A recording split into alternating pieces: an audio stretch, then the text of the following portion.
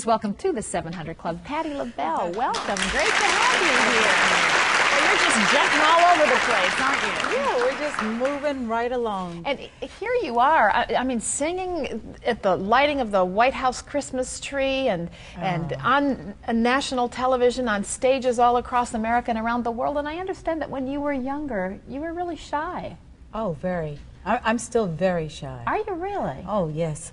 Last night when the President and Mrs. Clinton came in, I was like trying to move away from them because I was too shy, because they do talk to me like a real, I mean, they're real people. So they will say things to Patti and I'm like, oh gosh, I don't know what to say. I'm just like really shy around people. Is it hard to know you? Somewhat, yes. I would say so. You know, it takes a while. It's very easy to know me when I'm performing on stage, because I'm very open with my public, and they just make me feel so good, and we just end up talking. But when I come into a room with people, with a lot of people, it's very hard for me to open my mouth and say something to people unless I'm singing. I'm pretty standoffish. And you've been shy since you were a child. I know when you were 12, your mom and dad divorced, and that had a real impact on you. Tell me about what went on in your heart and life then. Well, in my heart at that time, I was very upset and very, very unsure, and never understanding why they divorced or fought. And before they started doing all that, my mother used to have to pay me $25 to go outside to even meet people. I mean, I was so shy, and then when that fighting started, I became more introverted. Yeah. And I just would not talk at all then. And it made me feel really awful, because I love my mother as much as I love my father, so I couldn't take sides. So I was just a mess. I was just a wreck. How did music come to your aid at that time? I would go into my room with my animals, because I had a thing for butterflies and cats and dogs, and that was my little audience, and I would perform for them, and they would say fine. They would give me the bark of approval, or the cat would meow, or something. The butterflies would flap their wings. So after that, I knew I was singing all right. So they were my audience, and I preferred singing to people like that. I call them my people. Did you know you had a gift then? I knew it, yes. You did? Even when you were real young? I knew it. Well, obviously people around you did too. You sang in church? I sang at my church choir. And I sang in high school with the chorus, and I was very shy at first. They had to almost beg me to sing lead, and I, of course, one day started singing lead, and I'm still doing it. There was a time in your life, Patti, that when you were pregnant, and everything in the circumstances of your life told you to abort that baby, but you chose not to. Why? Because I knew I couldn't end a life that hadn't even really started. I mean, sure, it had started, but I knew that it might have stopped me for a little while in my business. That show business, the babies don't come with show business. You have to get that later. But with me, babies come when they have to come, and it was time for him to start growing inside, and it was no time for me to abort. And plus, it was the wrong thing to do. And what a blessing you did. Oh, it is a blessing. He is a blessing, and I'm very happy that I kept my little son. You have a picture of you and your son. Well, you have many pictures of you and your son in your book. But I have five sons, 5 kids now. 5 kids. 4 adopted.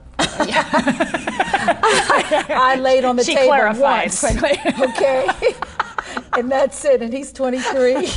And the other kids, they're mine, but I didn't have to go through labor. Yes. But it's so nice, too, to adopt. Yes, oh, absolutely. Yeah. I have 2 adopted children. I agree with you wholeheartedly. Yes. Your book is called Don't Block the Blessings, and you've had many blessings in your life. You've also had many challenges. You lost a lot of your family in a short period of time to cancer. Your 3 sisters. My 3 sisters died of lung cancer, breast cancer, and colon cancer.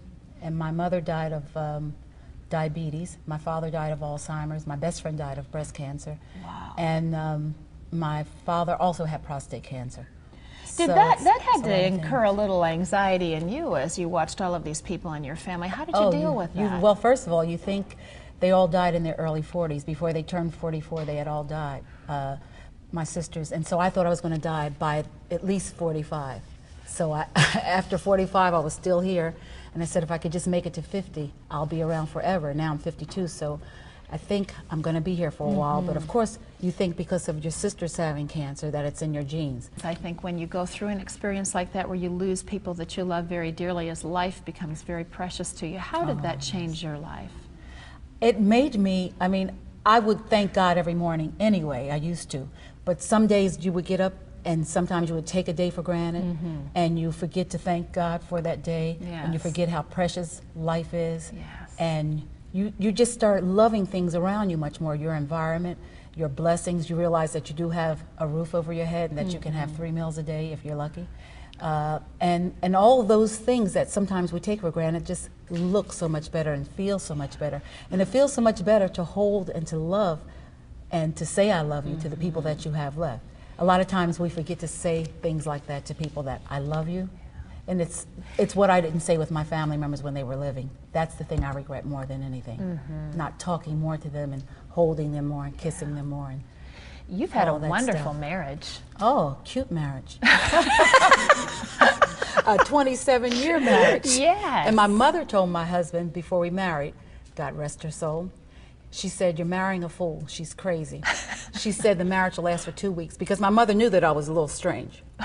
So she warned my husband. She said, "Don't do it. Don't do it. It'll last for 2 weeks." Well, my mother lived to see us married at least 5 years, and she was shocked. And he's still shocked. Now, to what do you attribute the success of your marriage to? I mean, you guys really have a special relationship. It's very special. He walks away when I start talking. Like, we need to talk to Ray and Arlene Mossholder, who are here with our marriage conference people, about this technique. This is the way this marriage works.